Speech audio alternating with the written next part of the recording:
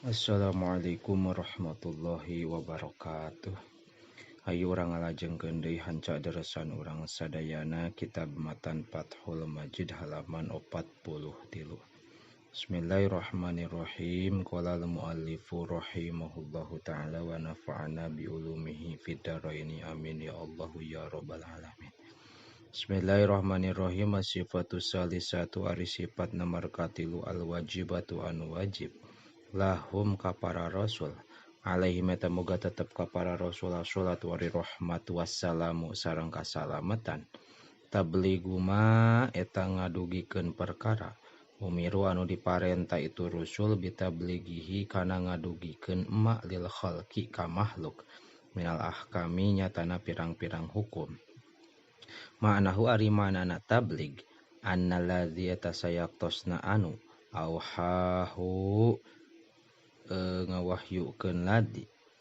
auhahu ngawahyukeun kana ladi saha Allahu Gusti Allah ila rusuli ka pirang-pirang rasul salah satu aksamin eta tilu pirang-pirang bagian kismun ari sabagian amarohum eta marentah ka para rasul sallallahu ta'ala Gusti Allah biada mita belighihi kana nyumput kana henteu ngadugikeunana itu kismun wa hadza sareng ari ieu kismun mukhtasun eta dikhususkeun bihim ka para rasul laya juzu anu henteu wenang lahum ka para rasul naon tablighuhu ngadugikeunana ieu hada wa kismun sareng ari sabagian khayyarohum eta miwarang milih ka para rasul sallallahu ta'ala Gusti Allah ta'ala fihi dina itu kismun wa hadza sareng ari ieu ya juzu eta wenang lahum ka para rasul fihi dina ieu hada naon at-tabligu ngadugikeun wa tarkuhu sareng ninggalkeun hada wal kismu sareng ari sabagian wal kismu salisu sareng ari bagian nomor katilu amarohum eta marentah ka para rasul amarohum eta marentah Allahum ka para rasul bitablighihi kana ngadugikeunana ieu kismun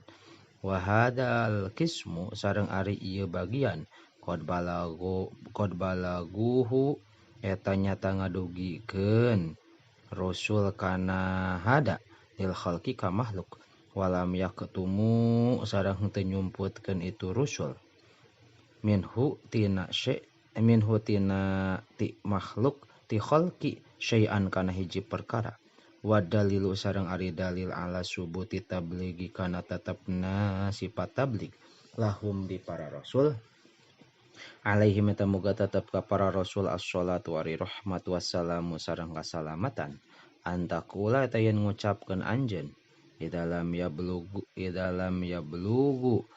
di mana-mana henteu ngadugikeun itu rasul lakatamu tangtu nyumputkeun itu rasul walau katamu sareng lamun nyumputkeun itu rasul lakunna tangtu aya urang sadayana makmurina eta diparentah urang sadayana bikitmanil ilmi kana nyumputkeun ilmu di annallaha karena sayaktosna Gusti Allah amaro eta marentah Allah biitba'ihim kana turut ka para rasul faqala mangka nyarios Allah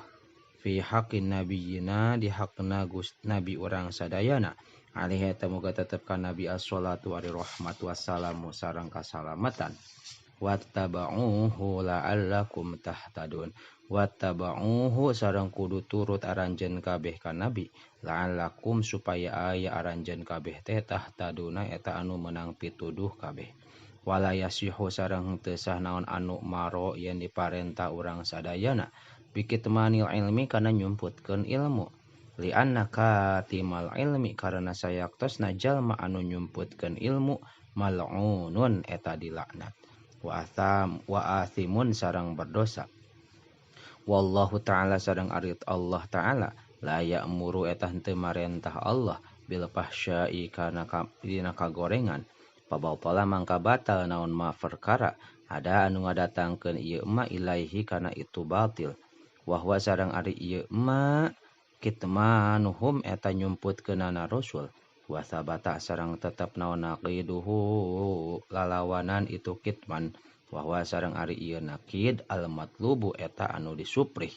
Wa idza sabata sareng di mana-mana tetep lahum ka para rasul naon at-tabligu sifat tablig istahala mangka mustahil alaihim ka para rasul naon al-kitmanu sifat kitman allazi anu huwa eta ari ieu ladi didul tabligi eta lalawanan sifat tablig as-sifatur rabi'atu wallahu a'lam bissawab.